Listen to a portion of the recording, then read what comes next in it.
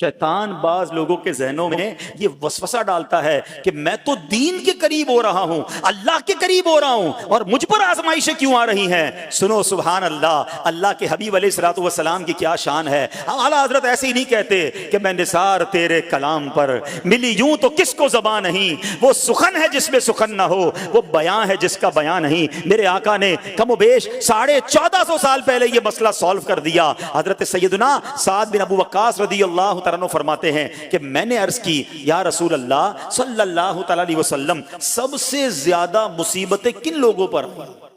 گلی مکا دی نا، پنجابی بچ کہتے ہیں نا، گالی بات ہی ختم کر دی۔ حضور یہ بتائیں سب سے زیادہ مصیبتیں کن لوگوں پر آئیں؟ پیارے آقا نے فرمایا انبیاء پر۔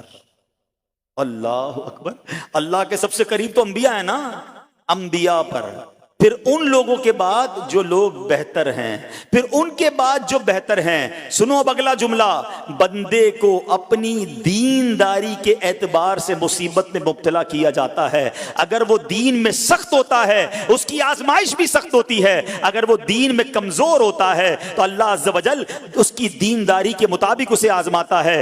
بندہ مصیبت میں مبتلا ہوتا رہتا ہے یہاں تک کہ اس کے دنیا میں ہی اس کے سارے گناہ بخش دیے جاتے ہیں۔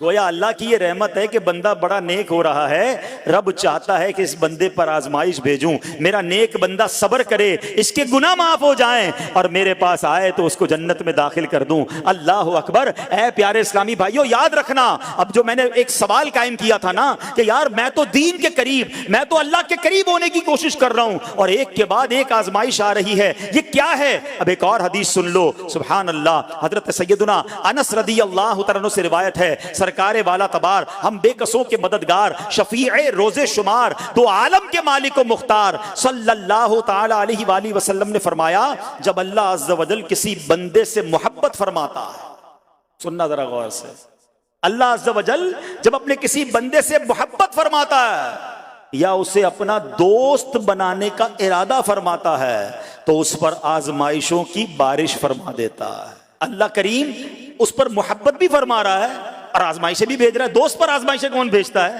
دوست کو تو راحتیں ڈالی جاتی ہیں۔ ہائے ہائے، اب یہی تو امتحان ہے، یہی تو چیک ہے۔ سنو، نبی پاک فرماتے ہیں جب اللہ اس پر آزمائش بھیجتا ہے نا، وہ بندہ اپنے رب کو پکارتا ہے، اے میرے رب عز و جل، تو اللہ فرماتا ہے میرے بندے تو جو کچھ مجھ سے مانگے گا میں تجھے عطا فرماؤں گا، تو جلد ہی تجھے دے دوں گا اور اسے تیری آخرت کے لیے ذخیرہ کر دوں گا۔